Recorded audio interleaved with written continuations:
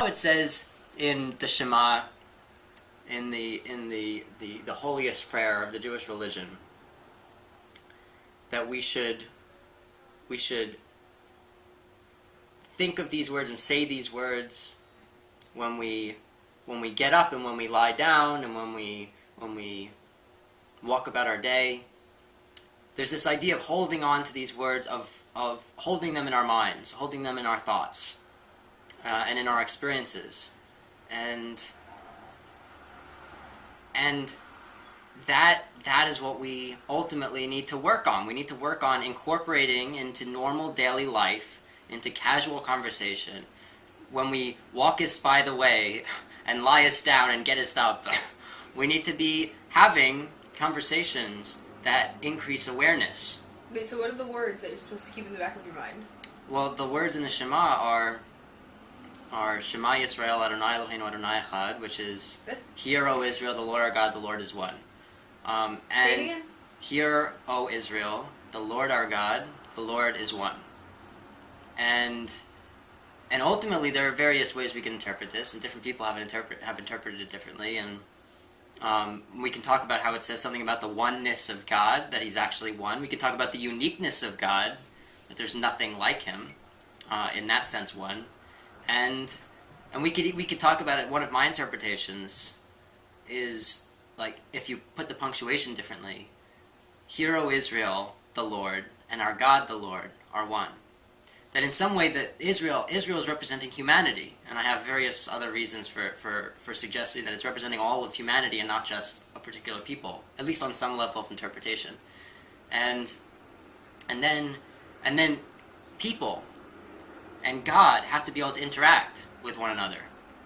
And we have to, and when we're on different ends of the spectrum, how do we do that?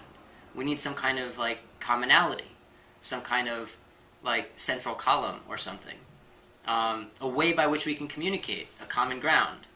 And that's where, like, what we translate as the Lord comes in, Adonai, where ultimately it's that four-letter name of God that you have, like, Jehovah's Witnesses. That's where Jehovah comes from. It's an attempt at pronouncing that word, but you're not supposed to pronounce that word in the Jewish religion because we've forgotten how to pronounce it. We don't know the vowels. We don't know how to pronounce the way that it's written.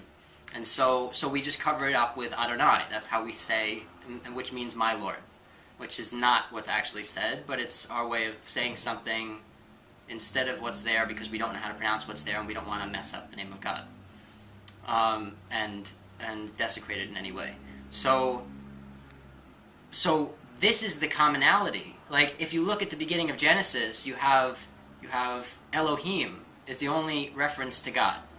It's like this grand scale, like the universe is created, everything is created, and Elohim is behind it all. It doesn't ever say Adonai.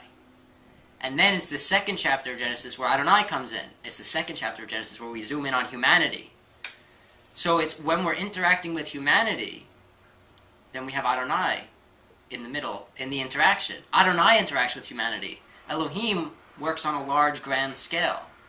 Wait, what are those? So Elohim, God interacts on a large, grand scale. Adonai is the intermediary. I mean, that's my interpretation. But Adonai is, but based on the usage, and there's been commentary that's pointed that out also. Adonai being my Lord, the Lord is the intermediary between God and us. It's sort of like another element of God that's closer to people, a part of people that's closer to God.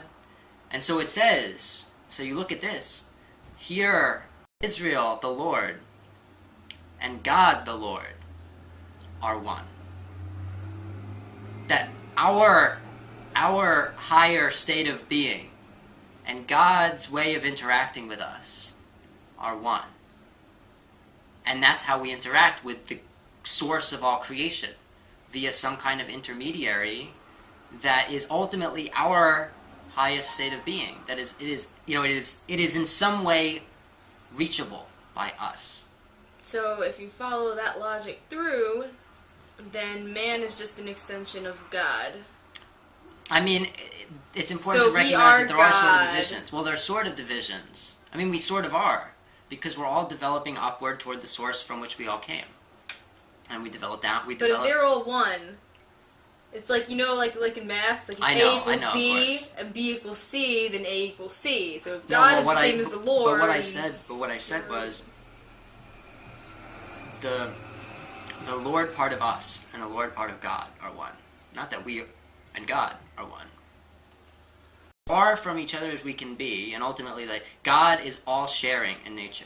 God is the source of everything. God requires nothing to continue to exist because he is existence itself. I mean, he's beyond existence itself. He's the source of existence itself. And we are finite beings. We require continual receiving in order to continue to be. So we have all sharing, all receiving. And then, as we work our way up closer to him, as we share what we receive, and we become, rather than just a vessel receiving, when we become a conduit and we share what we receive, or we receive in order to share. You know, we receive new ideas, we share them. We receive new wealth, we share it. You know, when we take in, for the sake of sustaining our capacity to share, and we sort of just become a conduit, like a tube, rather than a vessel, rather than a container. That is how we get as close to God as we possibly can.